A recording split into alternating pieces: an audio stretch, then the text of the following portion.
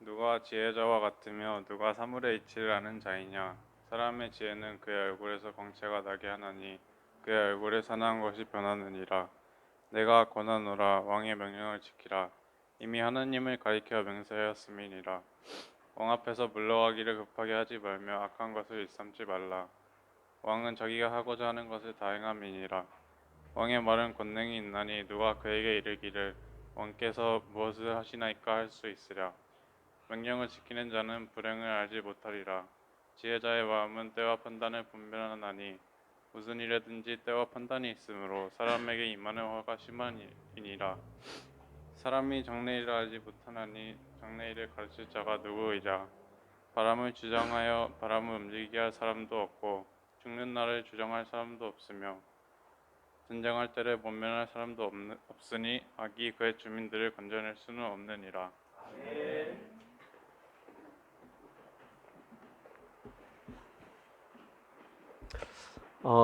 여러분들은 인생을 살아가시다가 맹모삼천지교라는 말을 들어보신 적이 있으십니까? 아마 저 이상 이렇게 연세가 되신 분들은 들어보았을 것 같습니다. 그러나 우리 젊은 세대들은 이 말이 한자어이기 때문에 아마 평생 처음 들어보는 친구들도 있을 것입니다. 이 말의 의미는 뭐냐 하면 맹자의 어머니가 그 아들인 맹자를 훌륭하게 키우기 위해서 3번 이사한 내용이다. 그래서 맹모삼천지교라고 하는 이런 내용이 있었습니다. 그 내용의 줄거리는 이렇습니다. 맹자의 어머니가 제일 먼저 처음에 맹자와 함께 장의사 옆에 살았답니다. 장의사 옆에 살았는데 그랬더니 어린 맹자가 하는 행동이 항상 곡하면서 장의사 흉내를 내었다는 것입니다. 그래서 어머니가 생각을 하고 이래서는 안 되겠다 해서 이사를 갔는데 두 번째 이사를 간 곳이 어디냐면 시장이었습니다. 이번에 시장으로 이사를 갔는데 맹자가 이번에는 계속 하는 말이 장사꾼 흉내를 내면서 살더라는 것입니다. 그래서 맹자의 어머니가 안 되겠다 해서 이번에는 이사를 간 곳이 서당 근처로 이사를 갔답니다. 그랬더니 맹자가 그들이 공부하는 모습을 바라보면서 공부를 하게 되었고 결국은 훌륭한 학자가 되었다라는 내용이 바로 맹모삼천지교라고 하는 내용입니다. 그런데 제가 책을 읽어보니까 요즘에는 이 맹모삼천지교에 대한 새로운 버전이 나왔다는 것입니다. 이 글이 그런 내용이 아니다. 사실은 좀 다른 의미로 기록되었다. 새로운 버전이 뭐냐 하면 맹자의 어머니는 아들 맹자를 훌륭한 인물로 교육시키기 위해서 의도적으로 제일 먼저 장의사 옆으로 이사를 갔다는 것입니다. 왜냐하면 장의사 옆으로 이사를 가서 장례식을 바라보면서 인생은 언제나 끝이 난다는 그런 의미, 죽음의 의미를 가르치기 위해서 의도적으로 그리로 이사 갔다라는 것입니다. 두 번째로 맹자를 데리고 시장으로 간 것은 삶의 현장에서 사람들이 살아가는 모습을 보면서 생존이 얼마나 치열한지를 가르치기 위해서 이사를 갔다는 것입니다. 마지막으로 서당 옆으로 데리고 간 것은 책을 통해서 인생의 해답을 찾아주기 위해서 의도적으로 그렇게 이사를 갔다는 것입니다. 여러분들의 생각에는 어떤 게 더 타당하다고 생각하십니까? 첫 번째 경우입니까? 두 번째 경우입니까? 여러분들이 어느 편을 선택하든 상관없이 맹자의 어머니는 아들 맹자를 지혜로운 사람으로 키우기 위해서 엄청나게 노력했다는 사실은 변함이 없습니다. 그리고 결과적으로 맹자는 어머님의 바램대로 훌륭한 학자가 되어서 지금 이 시대까지도 세상 사람들에게 칭송을 받는 훌륭한 학자가 되었습니다. 자, 그렇다면 이러한 일로 말미암아 많은 사람들은 맹자의 어머니를 지혜자의 어떤 모델이라고 제시합니다. 그런데 과연 맹자를 훌륭한 인물로 키워낸 맹자의 어머니를 우리는 지혜자라고 말할 수 있을까요? 물론 외형적으로 볼 때에 맹자에게 훌륭한 사람이 될 수 있도록 지혜를 가르쳐 준 것은 사실입니다. 하지만 맹자에게 진짜 중요한 문제를 해결할 수 있도록 가르쳐주지 않았다면 그것은 지혜자라고 말할 수 없습니다. 이 땅에서의 인생은 길면 100년입니다. 아무리 오래 살아도 100년입니다. 그리고 반드시 인간에게는 죽음 이후에 영원한 시간이 펼쳐져 있습니다. 진짜 중요한 문제는 이 땅에서 훌륭한 사람이 되는 것보다 그 죽음 이후에 펼쳐질 영원의 시간을 어떻게 해결할 수 있느냐, 준비할 수 있느냐, 그 사람이 진짜 지혜라는 것입니다. 사랑하는 성도 여러분, 여러분은 진짜 이 중요한 문제를 해결하셨습니까? 그렇다면 여러분들은 지혜자가 맞습니다. 그리고 여러분들은 여러분들의 자녀들에게 이 문제를 해결할 수 있도록 그 지혜를 알려주고 계십니까? 오늘 저희들이 함께 읽었던 본문에는 이 문제를 해결할 수 있는 지혜자가 누구인지에 관한 내용이 기록되어 있습니다. 오늘 본문 내용을 통해서 지금까지 헷갈렸던 지혜자가 누구인지에 대한 생각을 명확하게 가지시고 여러분의 삶도 지혜자의 삶이 되시고 여러분이 낳는 여러분 양육하시는 자녀들에게도 분명한 지혜자가 누구인지에 대한 명확한 개념으로 양육하시기를 소망합니다. 첫 번째, 오늘 보면 1절을 한번 보겠습니다. 1절에 보면 이렇게 나와 있습니다. 누가 지혜자와 같으며 누가 사물의 이치를 아는 자이냐. 사람의 지혜는 그의 얼굴에 광채가 나게 하나니 그의 얼굴에 사나운 것이 변하느니라. 일단 앞절에 보면 전도자는 오늘 본문을 누가 지혜자와 같은가 라고 물었습니다. 저는 이 질문을 오늘 설교의 제목으로 삼았습니다. 그래서 오늘 설교의 제목은 누가 지혜자와 같은가입니다. 근데 재밌는 것은 그 해답이 바로 뒤에 나와 있습니다.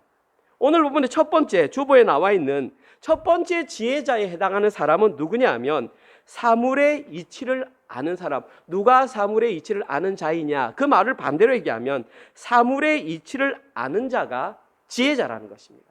그럼 첫 번째 나왔습니다. 누가 지혜자인가? 사물의 이치를 아는 자가 지혜자다. 이게 첫 번째 해답입니다. 그런데 여러분 생각해 보십시오. 과연 이 사물의 이치를 아는 자가 맹자의 어머니가 맹자에게 알려주었던 이쪽으로 이사를 가고 이쪽으로 이사를 가서 결국에는 훌륭한 학자가 되라는 세상의 이치를 깨닫도록 가르쳐주는 그것이 진짜 훌륭한 지혜자일까요? 제가 다시 한 번 더 말씀드리지만 여기에 기록된 성경 66권, 특별히 오늘 저희들이 살펴보는 이 전도서 말씀에는 사람이 세상에서 잘 살아갈 수 있는 그런 방법과 그런 내용은 기록되어 있지 않습니다. 행여 여러분들이 가끔 가다가 전도서를 읽고 특별히 잠언서를 읽고 아가서를 읽을 때에 그런 내용이 눈에 보일 수 있습니다. 그렇다고 할지라도 그 내용들의 진짜 의미는 그 내용이 아닙니다. 그 의미 속에 숨겨진 게 있습니다. 예를 들어서 잠언하면 우리는 지혜서입니다. 그러면 지혜를 가져서 훌륭한 사람이 되자가 아니고 그 지혜는 예수 그리스도를 상징합니다. 그럼 잠언서를 읽을 때는 예수님을 봐야 됩니다. 그럼 아가서를 볼 때에는 남녀가 사랑하는 내용처럼 적히지만 그 사랑은 신부인 우리가 신랑 되신 예수님을 어떻게 사랑하는가에 대한 내용이 기록되어 있습니다. 구약 성경이라 할지라도 그 속에서 예수 그리스도의 복음을 발견하는 것이 바르게 읽는 것입니다. 그래서 이 내용도 마찬가지로 사물의 이치를 아는 자다. 이것은 세상의 이치를 잘 깨닫는 사람이 지혜자다를 말하는 것이 아닙니다. 저기에 기록된 사물이라고 하는 이 뜻은 이 단어는 중요하기 때문에 말합니다. 히브리어로 다바르입니다. 아마 여러분 들어보셨을 텐데 다바르라고 하는 단어의 의미는 말입니다. 말. 우리가 이 말 말하는 것을 다바르라고 합니다. 그리고 말 뒤에 일, 사건이라는 자그마한 의미가 있습니다. 가장 중요한 의미는 말입니다. 그리고 그 뒤에 나와 있는 이치라는 단어 의미도 마찬가지로 해석 혹은 의미 이런 뜻입니다. 그래서 저기에 기록된 사물의 이치라는 말을 원어 그대로 딱 해석하면 말의 의미, 말의 해석이 됩니다. 우리가 지금 보고 있는 성경은 개역 개정 성경입니다. 이 성경 이전의 성경을 개역 성경이라고 그러는데 개역 성경에는 이 사물의 이치를 뭐라고 해석했냐면 사리의 해석이라고 했습니다. 원문에 더 가깝게 했는데 개역 개정이 더 헷갈리게 번역을 했을 뿐입니다.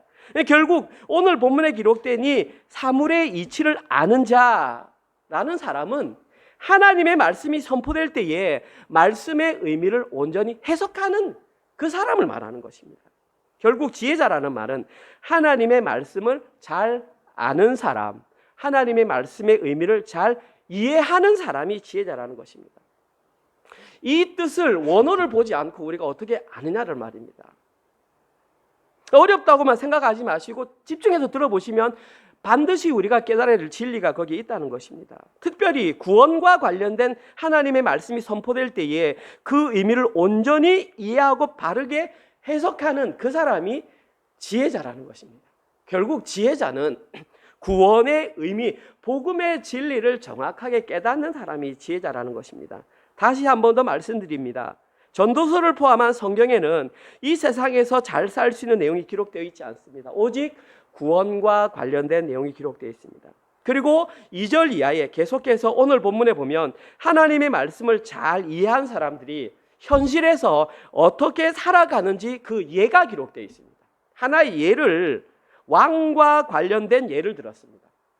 여러분, 왜 왕과 관련된 예를 들었을까요? 왕하면 절대 권력을 가진 사람입니다. 아무리 지혜자라 할지라도 절대 권력을 가진 왕 앞에서는 어떻게 행동해야 되는지를 보여주는 것입니다. 왕이 절대 권력을 가졌다면 그 왕에게 권력을 주신 하나님은 얼마나 큰 권력을 가진다는 것입니다. 그럼 하나님 앞에서 지혜자가 어떻게 행동해야 되는지 그 내용이 2절, 3절, 4절에 하나의 예로 기록되어 있습니다. 자, 이 왕에 대한 예를 한번 보십시오. 오늘 본문 2절. 내가 권하노라 왕의 명령을 지키라 이미 하나님을 가리켜 맹세하였음이니라. 보십시오. 첫 번째, 왕 앞에서 물러가기를 급하게 하지 말며, 두 번째, 악한 것을 일삼지 말라. 왕은 자기가 하고자 하는 모든 것을 다 행할 수 있다. 왕의 말에는 권능이 있나니. 세 번째, 누가 그에게 이르기를 왕께서 무엇을 하시나이까? 라고 말할 수 있으랴. 이렇게 되어 있습니다. 제가 세 가지를 말씀드렸는데 그 세 가지를 말씀드리기 전에 2절에 보면 이렇게 나와 있습니다. 내가 권하노라. 근데 원어에 보면 권하노라는 단어는 없습니다. 그냥 내가, 그냥 이 단어만 적혀 있습니다. 그리고 그 뒤에 뭐라고 했냐면은 내가 권하노라 라고 말을 하면서 저기 보시면 왕의 명령을 지키라. 왕의 명령을 지키라 그러는데 저기 기록된 명령이라는 단어의 원래 뜻이 뭐냐면 입입니다. 입, 마우스. 그 다음에 지키라 이 말은 주의하다 혹은 감시하다, 준수하다 이런 뜻입니다. 그러면 이것도 원의 그대로 제가 해석해 볼게요. 나 혹은 내가 왕의 입에 주의하라 이런 뜻입니다. 왕의 입에 주의하라 무슨 말입니까? 왕의 입을 주의하다가 왕의 입에서 무슨 말이 나오면 그 말에 순종하라는 말입니다. 다시 말해서 지혜로운 자는 왕의 입에 주의하여 그 말을 잘 듣고 순종하는 사람이 지혜로운 자다. 그리고 그 자는 세 가지 행동을 한다. 첫 번째, 그 사람은 이것도 의역되어 있습니다. 잘 보십시오. 왕 앞에서 물러가기를 급하게 하지 말라. 왕 앞에서 물러가기를 급하게 하지 말라. 뒤로 갈 때 빨리 가지 말라. 이 말이 아닙니다. 여기서 말하는 급하다라는 말은 놀래키다, 당황하다 이런 뜻입니다. 따라서 이것을 원어 그대로 말하면 왕 앞에서 물러가기를 급하게 하지 말라. 이것은 자신의 직무로 인해 왕을 놀래키거나 당황하게 하지 말라는 것입니다. 자신의 직무에 충실하라는 것입니다. 왕이 가질 수 있는 기대치만큼 자신의 직무에 충실하라는 것이지 뒤로 물러갈 때 조심해서 물러가라, 폐하 이런 뜻이 아니라는 뜻입니다. 그리고 두 번째 기록된 저기 보십시오. 악한 것을 일삼지 말며 저기에 기록된 이 것, 저 것의 원어가 다바르입니다. 아까 제가 다바르 뭐라 그랬습니까? 말이지 않습니까? 그러면 원어 그대로 하면 악한 말을 일삼지 말라 이 말은 지탱하다, 버티다 이 말입니다. 그 원어에 맞게 해석하면 왕 앞에서 악한 말을 함으로써 힘으로 버팅기지 말라는 것입니다. 왕의 힘을 빼는 행동을 하지 말라는 것입니다. 왕에게 어떤 그 부담되는 그러한 모습들로 나아가지 말라는 것입니다. 마지막 세 번째로 여기에 해당하는 세 번째 내용은 왕 앞에서 무엇을 하십니까? 왕 앞에서 어떤 사람이 도대체 왕 지금 무슨 일 합니까? 이런 말 하지 말라는 것입니다. 왕 앞에서 이렇게 여러분들이 질문할 수 있습니다. 아유 목사님 누가 왕 앞에서 감히 당신 무슨 일 합니까? 이렇게 말할 수 있는 사람이 있어요? 라고 물어볼 수 있겠지만 생각해 보십시오. 자기가 모사야. 왕 앞에 어떤 조언을 하는 지혜자야. 그러면 내가 왕에게 무슨 조언을 해주고 싶어. 그럴 때는 내가 왕보다 지혜로우니까 왕에게 이런 말 할 수 있죠. 왕이여 지금 당신 뭐 합니까? 라고 말할 수 있다라는 것입니다. 용기를 내어서. 그러나 지금 왕 앞에서 왕이여 지금 무엇을 하고 있습니까? 라고 말해서는 안 된다라는 것입니다. 이 세 가지 핵심 내용을 한마디로 요약하면 하나님의 말씀을 제대로 이해한 지혜자는 왕의 입에서 나오는 말에 주의하여서 왕의 말에 순종하듯이 하나님의 말씀에 주의를 기울이며 그 말에 순종해야 한다는 것을 우리에게 말하고 있는 것입니다. 이 사람이 성경에서 말하는 지혜자다. 지금 이렇게 기록하고 있는 것입니다. 다음으로 오늘 본문에 기록된 두 번째 지혜자는 5절에 나와 있습니다. 오늘 본문 5절에 보면 이렇게 나와 있습니다. 명령을 지키는 자는 불행을 알지 못하리라. 보십시오. 지혜자의 마음은 때와 판단을 분별하나니. 여기서 나와서 두 번째 제시하는 지혜자는 때와 판단을 분별하는 자, 그 사람이 지혜자라는 것입니다. 여기서 말하는 때는 우리가 말하는 시기 혹은 시간을 말합니다. 그리고 저기 말하는 판단이라는 것은 심판, 재판 혹은 법령입니다. 그리고 중요한 거 저기서 말하는 분별하다, 이 말이 1절에서 사용된 아나니, 알다, 히브리어 알다가 야다입니다. 이 야다를 지금 분별하다라는 말로 해석을 했을 뿐입니다. 따라서 이것을 쉽게 얘기하면 하나님의 시기와 때와 판단 방법을 말합니다. 다시 말해서 하나님의 시기와 방법을 아는 그 사람이 바로 지혜자라는 것입니다. 특별히 시간과 시기와 관련해서 구약 성경에는 그냥 때, 시기 돼 있기 때문에 우리는 이 때가 무엇을 의미하는지 잘 모릅니다. 참고로 가져와서 신약 성경에는 때에 관해서 아주 명확하게 말을 해두었습니다. 제가 언젠가 우리 개척된 이후에 한번 설교할 때 신약 성경을 설교하면서 시간의 개념을 언급한 적이 있습니다. 그때 신약 성경에는 시간에 두 가지 개념이 있다고 그랬습니다. 기억하십니까? 뭐 상관없습니다. 첫 번째 시간적 개념은 크로노스의 시간입니다. 크로노스. 두 번째 시간은 카이로스입니다. 이 정도는 아시면 좋습니다. 첫 번째 시간은 크로노스의 시간, 두 번째 시간은 카이로스의 시간인데, 크로노스의 시간이라고 하는 것은 시간이 그냥 평범하게 흘러가는, 우리도 일반 사람도 다 느낄 수 있는 수평적인 일반적인 시간이 흘러가는 것을 크로노스의 시간이라고 합니다. 세상 사람들도 다 느끼는 시간, 그냥 몇 시간 흘러갔다, 이것이 크로노스의 시간입니다. 근데 이와 대비되는 카이로스의 시간은 그 특정한 의미가 부연된 시간, 특별히 창조주 하나님과의 관계 속에서 일어나는 수직적 시간의 개념을 카이로스의 시간이라고 합니다. 이 시간은 오직 하나님의 자녀들만 경험할 수 있습니다.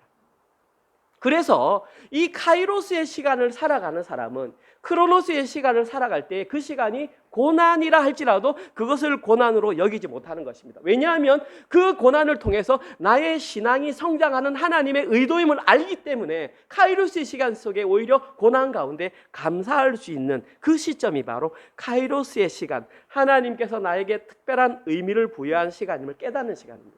여기에 기록된 그 때와 시기가 바로 카이로스의 시간을 의미합니다.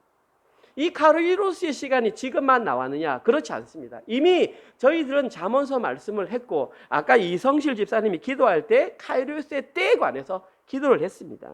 전도서 3장 11절에 나와 있습니다. 11절은 그 때의 결론이고요. 3장 11절 이전에 1절에 그렇게 했지 않습니까? 범사에는 기한이 있고 천하 만사가 다 때가 있다. 그러면서 14가지의 때를 전도자가 말했습니다. 날 때가 있으면 죽을 때가 있고, 심을 때가 있으면 뽑을 때가 있고, 죽일 때가 있으면 살릴 때가 있고, 헐 때가 있으면 지을 때가 있고, 마지막에 사랑할 때가 있으면 미워할 때가 있고, 전쟁할 때가 있으면 전쟁하지 못할 때가 있느니라. 이 14가지를 말하고 나서 11절에서 이렇게 결론 내립니다. 하나님이 이 모든 것을 지으시되 때를 따라 카이로스의 시간을 따라 아름답게 하셨고 또 사람들에게는 영원을 사모하는 마음을 주셨느니라. 영원을 사모하는 마음을 아는 사람이 바로 카이로스의 시간을 살아가는 사람입니다.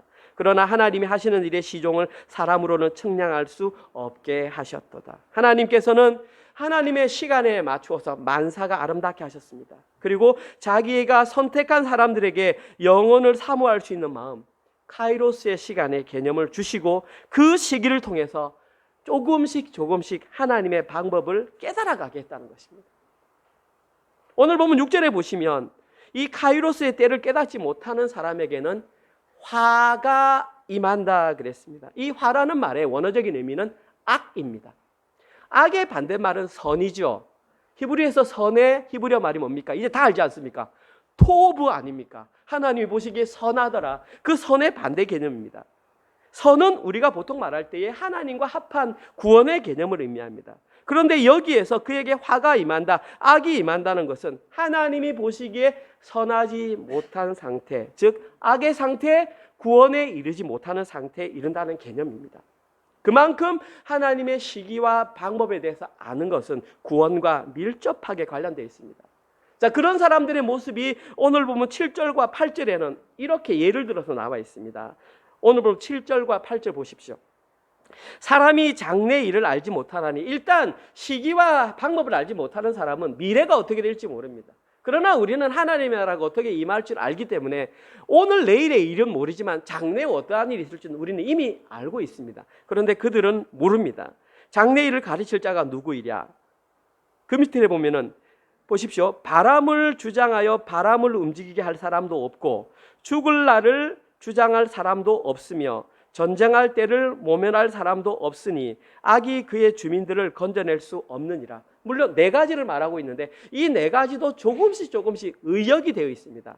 조금 힘내십시오. 지금까지 계속 원어하니까 조금 힘드실 텐데 여기까지는 들으셔야 됩니다. 이 첫 번째 네 가지, 이 네 가지에 대해서 설명을 한번 드려보겠습니다. 첫 번째, 그들은 바람을 주장하여 바람을 움직이게 할 수 없다. 바람이 훅 지나가는데 그걸 내 마음대로 주장할 수 없다. 이런 뜻이 아니고요. 여기에서 말하는 바람의 히브리어는 루아흐입니다. 루아흐라고 하는 말은 우리는 성령으로 해석합니다. 그러면 바람을 주장하여 움직이게 할 수 없다는 것은 성령의 흐름을 전혀 파악할 수 없다는 것입니다. 하나님의 시기와 때를 모르는 사람은 성령과 전혀 관계없는 삶을 살게 된다는 말입니다. 두 번째, 그들은 죽는 날을 주장할 사람이 없다라는 것입니다. 하나님의 시간을 알지 못하기 때문에 그들은 이 땅의 삶이 인생의 전부임을 알므로 죽음 이후의 삶을 생각하지 못한다. 이들이 바로 크로노스의 삶을 사는 사람들입니다. 세 번째, 그들은 전쟁할 때를 모면할 사람이 없다. 이들은 전쟁이 나도 하나님의 시기를 알지 못하기 때문에 그냥 막막하게 두려워 떨 뿐이지 왜 전쟁이 발생하는지, 하나님께서 이것을 왜 우리에게 주셨는지 그 의미를 파악하지 못한다는 의미입니다. 마지막으로 악이 주민들을 건져낼 수 없다. 이거 원어를 봐야 됩니다. 이 악이라는 말은 유죄 이 말입니다. 죄가 있다 이 말입니다. 그리고 저기 주민이라고 말하는 히브리어 원어는 바알입니다. 바알 우상할 때 바알. 그 바알의 의미는 주인, 소유주 이런 뜻입니다. 그래서 원어에 맞게 해석하면 유죄의 소유자는 스스로 구원할 수 없다라는 뜻입니다. 죄로 인해 그들은 구원의 대상자가 될 수 없다라는 것입니다. 이 모든 현상들은 하나님의 시기와 방법을 알지 못하는 자들에게 자연스럽게 드러나는 네 가지 현상입니다. 그런데 이것을 한번 반대로 적용을 해볼까요? 만약에 하나님의 시기와 방법을 안다면 이 네 가지의 것들은 우리와 전혀 상관이 없는 게 되는 것이죠. 그렇다면 그 네 가지로 인하여 우리는 당연히 구원의 대상자가 될 수 있다는 것입니다. 이들이 바로 성경에서 말하는 지혜자입니다. 이것이 두 번째까지 기록된 내용입니다. 이제 원어 했으니까 이제는 원어 없습니다. 편안하게 들으셔도 됩니다. 이제 1절에 보시면 그러면 하나님께서 말씀하셨던 이 지혜자에게는 눈에 띄는 독특한 현상이 탁 나타납니다. 저기 보십시오. 지혜자에게는 그의 얼굴에 광채가 나게 하나니 그의 얼굴에 사나운 것이 변하느니라. 원래는 사나운 얼굴이었는데 지혜를 알게 되자 얼굴에 환한 빛이 돈다고 지금 그렇게 말을 했습니다. 하나님의 시기와 때의 방법을 알고 하나님의 말이 선포될 때 그것이 무슨 의미를 아는 그 지혜자에게는 얼굴에 광채가 나며 사나운 얼굴이 변한다라는 것입니다. 성경에 그렇게 기록되어 있습니다. 여러분들은 이 내용을 믿으십니까? 예, 믿으시죠. 저도 믿습니다. 왜 믿냐 하면 성경에 이런 내용이 명확하게 기록되어 있기 때문에 저는 믿습니다. 목사님 이 구절이요? 이 구절 말고 성경에는 얼굴이 환해졌다라는 구절이 많이 있습니다. 가장 처음에 등장했던 구절은 모세가 하나님께 십계명을 받고 왔을 때 얼굴이 환해져 가지고 사람들이 도저히 그의 얼굴을 볼 수 없다고 했습니다. 근데 모세는 너무 위대한 인물 같잖아요. 우리랑 좀 달라 보이잖아요. 우리랑 좀 비슷한 인물 중에도 얼굴이 환해진 인물이 있습니다. 그 사람이 누구냐면 바로 스데반입니다.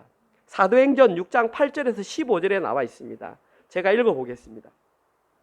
스데반이 은혜와 권능이 충만하여 큰 기사와 표적을 민간에 행하니 이른바 자유민들 즉 구레네인, 알렉산드리아인, 길리기아와 아시아에서 온 사람들의 회당에서 어떤 자들이 일어나 스데반과 더불어 논쟁할세. 스데반이 지혜와 성령으로 말함을 그들이 능히 당하지 못하여 사람들을 매수하여 돈 주고 사서 말하게 하되 이 사람 스데반이 모세와 하나님을 모독하는 말하는 것을 우리가 들어노라 거짓말로 증언한 것입니다 하게 하고 백성과 장로와 서기관들을 충동시켜 와서 잡아가지고 공회에 데리고 갔습니다. 거짓 증인들을 세우니 이르되 이 사람 스데반이 이 거룩한 곳 성전과 율법을 거슬러 말하기를 마지 아니하는도다. 그의 말에 나사렛 예수가 이곳을 헐고 또 모세가 우리에게 전하여 준 규례를 고치겠다 함을 우리가 들었노라 하거늘 공회 중에 앉은 사람이 다 스데반을 주목하여 보니 그 얼굴이 천사의 얼굴과 같더라. 천사의 얼굴 같다는 것은 그의 얼굴에 광채가 났다라는 것입니다. 여기에 지금 기록된 이 스데반은 어떤 막 그 특별한 사람이 아니라 초대 교회 가운데에 성도들이 그리고 사도들이 세운 7 집사 가운데 한 사람입니다. 우리와 같은 그냥 평범한 성도였다는 것입니다. 그런데 집사로 선출된 이후에 은혜와 권능이 충만하여서 사람들 앞에서 표적과 기사를 전하고 하나님 나라와 영생과 십자가 복음을 막 전했는데 유대인들과 논쟁이 있었고 어떤 사람들을 거짓 증인으로 세워서 그를 데리고 공회에 고발했다라는 것입니다. 그리고 이제 곧 있으면 죽음을 당해야 될 입장에 스데반의 얼굴을 보니 광채가 나서 천사의 얼굴과 같았다. 15절에 기록되어 있습니다. 그리고 오늘 보면 10절에는 왜 스데반의 얼굴이 천사와 같이 밝았느냐 그 이유를 이렇게 말하고 있습니다. 10절 뭐라고 되어 있습니까? 지혜와 성령이 충만했다. 오늘 본문의 지혜자가 누구인가가 바로 이 스데반인 것입니다. 하나님 나라와 십자가 복음과 영생에 관하여 분명한 확신이 있으니 얼굴이 그렇게 변하면서 천사와 같이 그때가 바로 성령 충만한 상태라는 것입니다. 그러면 스데반만 그럴까요? 이 시대에 지금 만약에 저희들이 그 지혜와 성령으로 충만해 있다면 저희들의 얼굴에도 광채가 나야 되는 것입니다. 하나님의 말씀의 의미를 온전히 깨달았다면 하나님의 시기와 방법을 알았다면 구원이 무엇이며 십자가 복음이 무엇이며 하나님 나라가 무엇인지 영생이 무엇인지를 알았다면 얼굴에 광채가 나야 합니다. 자, 양옆을 한번 봅시다. 안 보시죠? 광채가 느껴지십니까? 예. 지금 이 시대에도 성령으로 충만한 사람들의 얼굴에는 광채가 납니다. 바로 그 자가 예수님을 인격적으로 제대로 만난 구원받은 사람입니다. 예수 그리스도를 자신의 주인으로 만난 사람은 얼굴이 변하게 되어 있습니다. 조금씩이지만 험상궂었던 얼굴이 변하게 되어 있습니다. 왜냐하면 그 사람이 선해서가 아니고요. 그들이 만난 분이 예수 그리스도인데 골로새서 2장 2절과 3절에서는 예수 그리스도 안에 지혜와 지식의 보화가 감추어져 있다고 지난주 설교에 계속 골로새서 2장 2절 3절 얘기했잖아요. 그 그리스도 안에는 지혜와 지식의 보화가 감추어져 있기 때문에 그 보화를 알았기 때문에 마음이 싱글벙글한 거야. 지금 여러분이 뭐 비근한 예가 안 되겠지만 큰 돈을 가졌다든지 아니면 큰 재산이 되는 게 집에 두고 왔는데 싱글벙글한 거야. 왜 그래 싱글벙글? 집에 가면 지금 그거 볼 수 있으니까. 그런데 우리는 그거보다 훨씬 값진 그리스도라는 지혜의 보화를 가지고 있으니 그 마음이 얼마나 좋겠냐라는 것입니다. 그러나 우리의 현실적인 삶을 돌아보십시오. 인격적으로 예수를 만났다고 하지만 우리는 그러한 표정을 드러내기에 예수를 만난 감격을 나타내기에 우리는 너무나 미흡합니다. 어쩌면 아무런 감동이 없을 수도 있습니다. 자, 그러면 만났다고 나는 생각하는데 왜 감동이 없고 얼굴 표정이 변화가 없는 것일까요? 2가지 이유가 있다고 생각합니다. 첫 번째 이유입니다. 조금 기분 나쁠 수 있습니다. 그냥 새겨 들으십시오. 첫 번째 이유는 예수님을 진짜 만나지 못할 수 있기 때문입니다. 예수 그리스도를 진짜 인격적으로 만난 사람은 변해야 되는데 감동이 있어야 되는데 나는 만났다고 생각하는데 그런 감동이나 얼굴에 변화가 있다면 예수님을 만나지 못했는데 나는 만났다고 착각할 가능성이 아주 높습니다. 특별히 교회에 다니는 사람들 가운데 너무나 많은 사람들이 예수님에 관하여 몇 가지 지식을 아는 것을 예수님을 만났다고 착각할 수 있습니다. 예수님에 관한 성경 구절, 대표적으로 구원에 관한 에베소서 2장 8절 과줄, 허물과 죄로 죽었던 너희를 구원하였나니 등등 여러 가지 구절을 듣고 아, 구원은 저렇게 받는 거구나, 아, 나 이렇게 알았구나, 나 구원 받았구나 라고 하는 그런 몇 가지 성경 지식 아는 것을 예수님을 만났다고 생각하는데 아니라는 사실입니다. 그건 철저한 착각일 수 있습니다. 말씀드립니다. 예수님을 인격적으로 만났다고 하는 것은 예수님의 권세 아래 굴복하는 그 자가 예수님을 만난 사람입니다. 오늘 아까 예를 들었던 그 시기와 방법을 알기 전에 하나님의 말씀을 알았던 예를 왕의 예를 들었잖아요. 왕의 예를 들은 것은 왕에게 절대 권력이 있기 때문이었고, 절대 권력의 예를 들은 것은 왕에게 순종하듯이 하나님께 순종하는, 하나님의 절대 권력에 순종하는 그 사람이 예수님을 인격적으로 만난 사람이라는 것입니다. 그 사람들에게 구원이 임하는 것이고 그들이 이 땅에서 영생을 사는 하나님 나라의 백성이라는 것입니다. 이러한 삶을 진짜 귀한 보화를 가지고 있는데 얼굴이 어찌 싱글벙글하지 않을 수 있습니까? 그러니까 얼굴에 빛이 나는 것은 너무나 당연한 것이죠. 너무나 죄송합니다. 이 자리에 서서 그 빛을 보여줘야 하는데 그 빛을 못 보여줬기 때문에 여러분들이 지금 안 변하는 거 맞죠? 예, 죄송합니다. 그리고 이 감동이 없는 두 번째 이유는 만나기는 만났는데 예수님을 정확하게 모를 수 있기 때문입니다. 전도자가 계속 잠언서와 전도서에서 말하는 그 지혜의 핵심은 예수 그리스도입니다. 지혜의 본질이 예수입니다. 그런데 우리는 예수님에 대해서 너무 흔하게 그냥 알고 있어. 12월 25일 예수님의 탄생하신 예수님이 오셨구나. 아이들은 선물 받는 날 12월 25일에 마구간에 어떤 아이가 태어났는데 그 아이로 인하여 내가 선물을 받는데 이 정도 아는 그런 예수가 아니라는 것입니다. 예수님은 구약 성경에 이미 메시아로 탄생하실 것을 예언하시고 실제로 오신 분이 예수님입니다. 그분이 얼마나 놀라운 분인지 이사야 선지자는 그분을 이렇게 표현했습니다. 이사야서 9장 6절. 이는 한 아기가 우리에게 낳는데 한 아들을 우리에게 주신 바 되었는데 그의 어깨에는 정사를 메었고 이 정사는 통치입니다.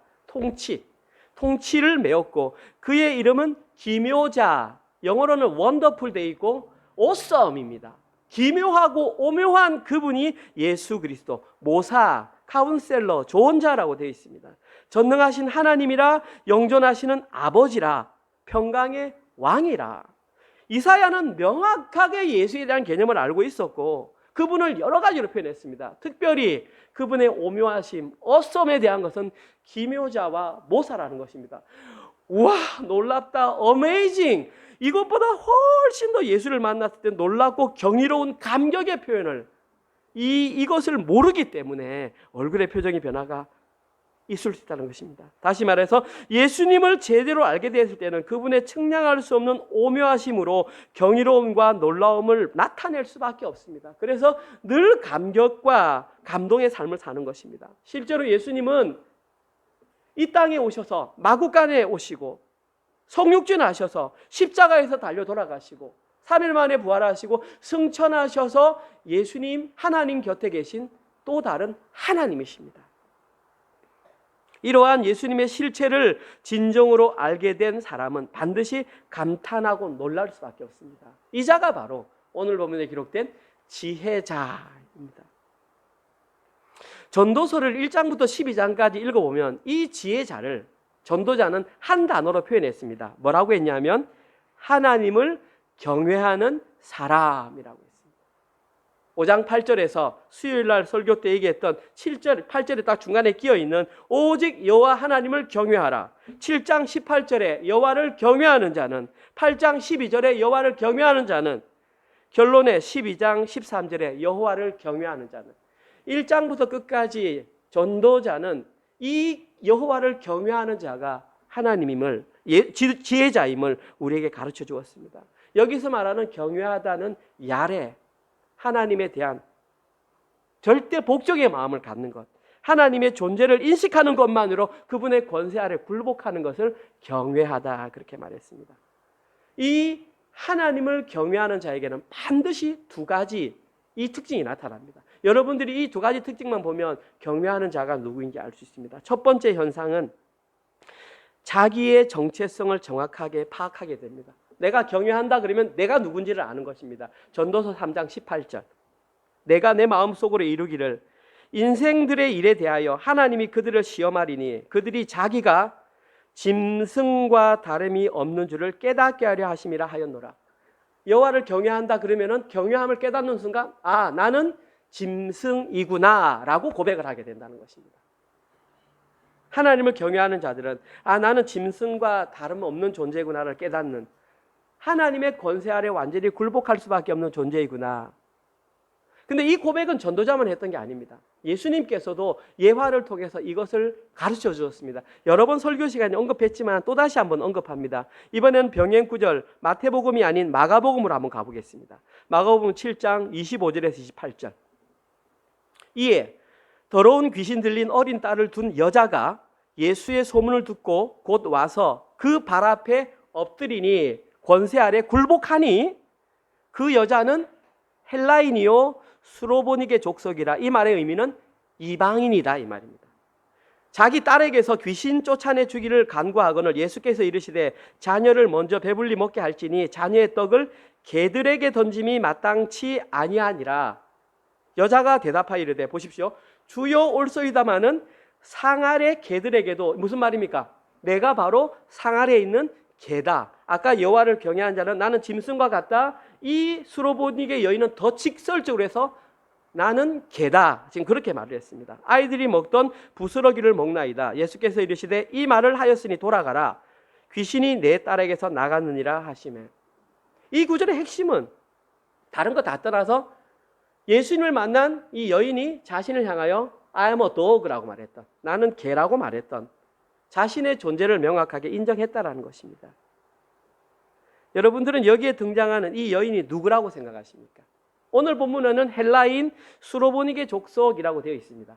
그러니까 나와는 전혀 상관없는 어떤 헬라 사람 수로보니게 족속의 여자구나라고 생각하시겠지만 이 여인은 바로 하나님과 과거에는 떨어져 살았던 이방인으로 살았던 바로 저희들을 말하는 것입니다. 여러분들이 지금 예수님을 믿고 호주에 와서 살고 있으니까 여러분들이 지금 굉장히 대단한 인물처럼 여겨지시죠. 여러분들이 복음을 받게 된 것은 불과 지금으로부터 150년 전에 미국의 선교사 토마스라는 사람이 그 배를 타고 대동강 끝에까지 와가지고 그 복음 성경책을 몇몇 사람들에게 던져줌으로 말미암아 그 복음이 전파되어 여러분께 왔다는 것입니다. 불과 여러분들이 복음을 듣게 된 것은 150년밖에 안 됐습니다. 그 어느 누구도 한국 사람들은 복음에 대해서 자부를 할 사람이 없습니다. 그 이전까지 우리는 철저하게 세상의 각종 귀신에게 미혹되었던 귀신 들린 자들이었습니다. 증거를 대드릴까요? 지금 여러분도 마찬가지고 한국에 있는 사람들도 마찬가지고 종교가 무엇이냐 말했을 때 무교라고 말하는 사람이든 누구든 거의 대부분 사상이나 이념의 지배는 불교의 지배를 받습니다. 그리고 그들이 살아가는 전통이나 생활 양식은 유교의 지배를 받습니다. 여러분도 마찬가지입니다. 그리고 그가 진짜 무슨 종교를 가졌느냐 파악할 때는 위기의 상황을 보면 됩니다. 위기의 상황에 90% 이상 한국 사람들은 샤머니즘을 믿습니다. 종교가 뭐든 상관없이 다 비나이다로 갑니다. 결국은 한국 사람들은 예수님을 만나기 전에 불교와 유교와 샤머니즘이라고 하는 종합 세트의 우상 숭배에 가득했던 사람들이 바로 우리라는 것입니다. 그럼 지금은 완전히 벗어난 것 같습니까? 그렇지 않습니다. 저희 어머니도 교회를 다니시는데 제가 한국에 가서 뭐 이렇게 하면 야야야야 문지방 밟지 마라. 비계 밟으면 안 된다. 교회 다니는데도 다리 떨지 마라 복 나간다. 그게 다 성경과 아무 관련 그냥 다리 떨면 보기 싫은 겁니다. 복 나가는 거 아니고요. 부모님들에게 대대로 드렸던 우리가 이방 귀신에 씌여 있던 것들이 어쩌면 지금 우리에게도 그대로 남아있을 수 있습니다. 그런데 기묘자와 모사가 되신 예수님을 만나는 순간 그 모든 귀신이 빠져나가서 온전한 사람이 되는 것입니다. 이런 자가 할 수 있는 고백이 뭐 있습니까? 나는 하나님 앞에 개와 같은 존재입니다. 자존심 상하십니까? 진짜 부활을 만나면 그런 고백을 하게 되어 있습니다. 그러니까 이런 설교를 못 듣는 사람은 저희 교회에 남아있을 수 없는 거죠. 지혜로운 자의 입에서 나올 수 있는 최고의 고백은 하나님, 나는 개와 같은 존재입니다 라는 고백입니다. 시간이 없어서 두 번째는 하기 힘들지만 제목만 말합니다. 이때에 자동적으로 동반되는 두 번째 현상이 뭐냐 하면 오직 하나님 한 분만은 의지하게 되어 있습니다. 이것이 하나님을 경외하는 자들에게 나타나는 두 번째 현상입니다. 오늘 설교를 마무리하겠습니다. 스데반은 죽음과 같은 위기 상황 속에서 얼굴이 광채가 나며 천사와 같이 변했습니다. 그리고 스데반의 얼굴이 이렇게 변할 수 있었던 이유는 예수 그리스도라는 지혜와 지식의 보화를 마음속에 간직했기 때문입니다. 전도자는 예수 그리스도를 마음에 품고 이 땅을 살아가는 사람을 하나님을 경외하는 자라고 불렀습니다. 오늘 설교에 의하면 이 사람이 바로 지혜자, 하나님이 선포되는 말씀을 이해하는 사람, 하나님의 시기와 방법을 아는 사람. 여러분들은 이 시대의 지혜자가 맞습니까? 예, 그럴 줄 믿습니다. 그렇다면 반드시 두 가지를 점검하십시오. 첫 번째, 나의 입을 통해서는 어떤 고백이 나오는가? 두 번째, 나는 누구를 의지하며 살아가는가? 저희들의 입을 통해서 나올 수 있는 최고의 고백은 나는 하나님 없이는 살아갈 수 없는 존재입니다, 나는 개와 같은 존재입니다가 가장 훌륭한 고백입니다. 두 번째, 우리가 할 수 있는 것은 하나님 한 분을 의지하는 것입니다. 설교를 마무리하면서 여러분 혹시 에노스라고 하는 인물을 아십니까? 에노스라고 하는 사람은 성경에 기록된 아담의 첫째 아들 가인이 아벨을 죽이고 그 다음에 하나님께서 아담과 하와를 통해서 주신 아들 이름이 셋의 아들 이름이 에노스입니다. 에노스가 성경에 기록된 이유는 이렇게 기록되어 있습니다. 창세기 4장 26절을 보면은 에노스 때에 처음으로 여호와의 이름을 불렀다, 그렇게 되어 있습니다. 왜 에노스 때에 여호와의 이름을 처음으로 불렀냐 하면 에노스가 자신이 어떤 존재인지를 알았기 때문입니다. 에노스라고 하는 이름의 뜻이 뭐냐 하면 죽을 수밖에 없는 존재입니다. 에노스라는 말 자체가 죽을 수밖에 없는 존재, 좀 다른 말로 말하면 사람, 다른 말로 말하면 인간, 이렇게 되어 있습니다. 하나님께서는 지금도 이 시대에 에노스를 찾고 계십니다. 여러분들이 이 시대에 에노스가 되길 원하십니까? 그렇다면 먼저 여호와 하나님을 경외하십시오. 그리고 자신의 정체성을 분명하게 인정하시고 현실의 삶을 통해서 세상의 힘이 아닌 오직 여호와 하나님 한 분만을 의지하며 살아가시길 바랍니다. 이들이 진짜 이 시대의 지혜자들입니다. 아멘. 하나님, 참으로 감사를 드립니다. 처음에 전도서를 접했을 때에는 전도서 안에 이렇게 깊고 오묘한 하나님의 진리가 있는 줄 몰랐습니다. 말씀 묵상을 통하여 하나님의 진리를 깨달을 수 있게 하시니 참으로 감사합니다. 오늘 말씀을 통하여 지혜자가 누구인지를 다시 한번 확인하였습니다. 하나님의 입을 통하여 선포되는 말씀을 온전히 이해하는 자가 지혜자이며 하나님께서 우리에게 허락하신 시기와 방법을 아는 자가 지혜자라고 하셨습니다.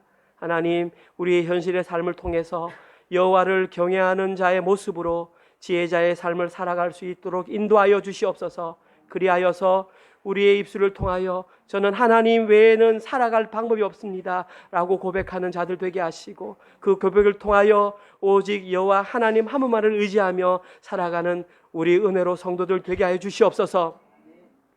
그러한 마음으로 일주일 동안 열심히 벌어들였던 물질을 하나님께 올려드립니다.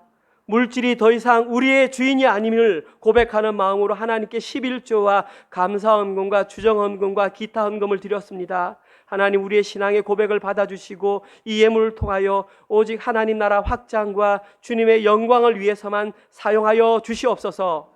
이제는 우리 주 예수 그리스도의 은혜와 하나님의 사랑하심과 성령님의 위로 교통 감화 깨닫게 하심이 하나님을 경외하는 자의 삶을 통하여 내가 오직 주님 한 분만을 의지해야 되는 그런 정체성을 깨닫게 하시고, 현실의 삶을 통하여 물질이 아닌 오직 하나님 한 분만을 의지하기로 결단하는 사랑하는 은혜로 교회 성도들 머리 위에 와 지금 이 시간에도 세계 곳곳에 흩어져서 주의 복음을 증거하는 선교사님들과 그의 가정과 그의 사역과 그의 자녀들 머리 위에 지금부터 영원토록 함께 있을지어다. 아멘.